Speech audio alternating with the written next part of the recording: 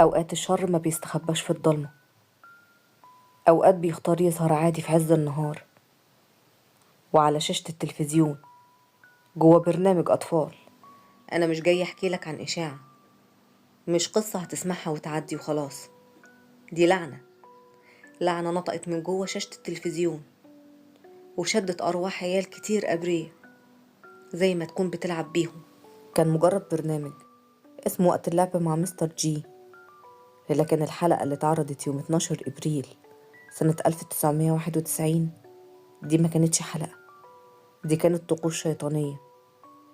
أنا بكلمك عن مذيع لبس وش بافوميت. طبعا كلكم عارفين من هو بافوميت.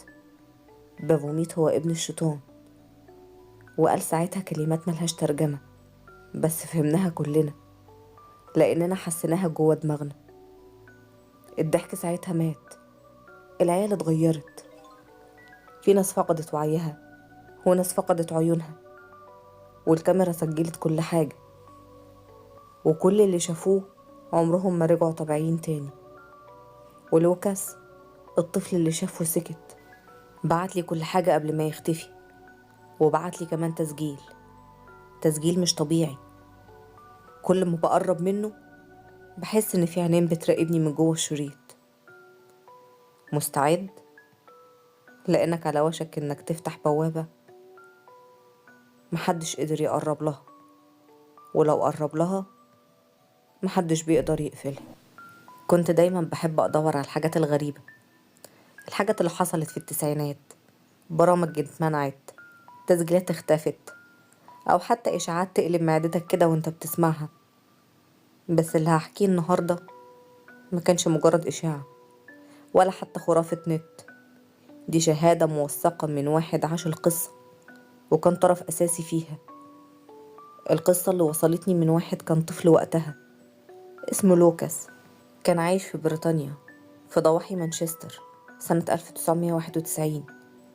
بيحكي عن برنامج أطفال بريطاني كان اسمه وقت اللعب مع مستر جي، وكان بيتعرض على القناة الرابعة كل يوم جمعة. البرنامج كان عادي ظاهريا، مذيع غريب الأطوار بيظهر كل مرة بشخصية مختلفة.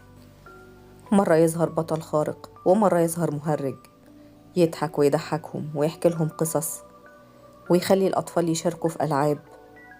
لكن الحلقة اللي اتعرضت يوم 12 إبريل ما كانتش حلقة أطفال، دي كانت لعنة، كانت لعنة على هيئة بث مباشر. كان بيحب يتابعه لأنه بيضحك وبيلعب نفس ألعابهم، بس المرة دي كانت مختلفة. المذيع دخل الاستوديو وهو لابس لبس غريب عبارة عن جلد أسود بيلمع وقرون ضخمة طالعة من راسه وعينين صفرة مش طبيعية. في الأول الأطفال ضحكوا، افتكروا إن ده مجرد زي تنكري عادي جديد، لكن الضحك مات بسرعة. أول ما بدأ يتكلم صوته ما كانش واضح، كأنه جاي من قبو تحت الأرض. الكاميرا كانت بتقرب من وشه ببطء، وفجأة الأطفال بدأت تعاني.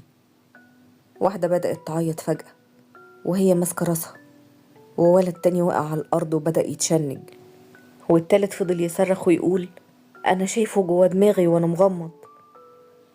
وفجأة كلهم بقى، كل الأطفال اللي كانوا موجودين في الاستوديو بدأوا يحسوا إن عينيهم مزغللة، وحسوا بغثيان شديد ووجع في بطنهم، واشتكوا من صداع فظيع.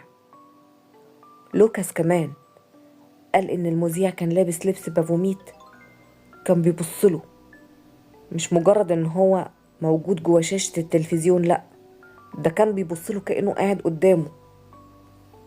وقال ساعتها إنه حس بنفس الأعراض، عينه كمان زغللت جامد ودماغه صدعت. حاول يروح يطفي التلفزيون ساعتها ما قدرش، كأنه كان متخشب مكانه. حاول ينادي على مامته، صوته ما كانش طالع.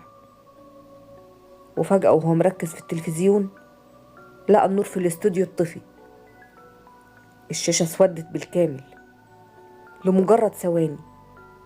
ولما رجع النور كان المذيع واقف ورا الأطفال مش قدامهم. ازاي يتحرك محدش عارف، وكل طفل كان بيبص في اتجاه مختلف كأنهم مش شايفينه. بس كلهم قالوا كلمة واحدة: إن هما سامعينه جواهم. وساعتها المذيع اتكلم، بس اتكلم بصوت واطي. قال ساعتها جملة بلغة مش مفهومة، وكل الأطفال رددوها معاه بنفس طبقة الصوت وبنفس الهدوء. وابتدوا بعدها يبتسموا ابتسامة غريبة، ابتسامة ميتة، كأنهم فقدوا وعيهم. وبعد كده بدأوا يتحركوا بطريقة غريبة. واحد منهم كان بيخبط راسه في الحيطة، التاني كان بيرسم على الأرض نجمة خماسية بدم نازل من مناخيره، والتالتة كانت واقفة بتبص للكاميرا وعينيها بتنزف ببطء. لوكاس بيقول إن هو كان مرعوب في اللحظة دي، ومش عارف ينادي لمامته، ومش عارف يطفي التلفزيون، ومش عارف يتحرك. اللي صور الحلقة قال في اعتراف بعد كده واتمسح إن المذيع في لحظة معينة جسمه اتمد بطول الاستوديو كله، وإنه شاف الأطفال بيتحولوا لأشكال مش بشرية أبدا، كأن أرواحهم طلعت واتباعت، وكأنهم كانوا بيعملوا طقوس شيطانية معينة بلغة مش مفهومة. أكتر شيء بقى كان مرعب في الموضوع كله إن بعد الحلقة بكام يوم الأطفال اللي كانوا موجودين في الاستوديو اختفوا. في جرايد محلية كتبت خبر صغير عن العثور على جثث أطفال اتلقت في غابة قريبة، والتفاصيل صادمة. كلهم عيونهم مش موجودة، وصدورهم مفتوحة، وأجسامهم كلها متجمعة على شكل نجمة خماسية ضخمة مرسومة بالدم. الأغرب إن أهالي الأطفال دول رفضوا يتكلموا، والحكومة أنكرت وجود البرنامج أصلا، وكل تسجيل للحلقة اتحذف من الأرشيف الرسمي.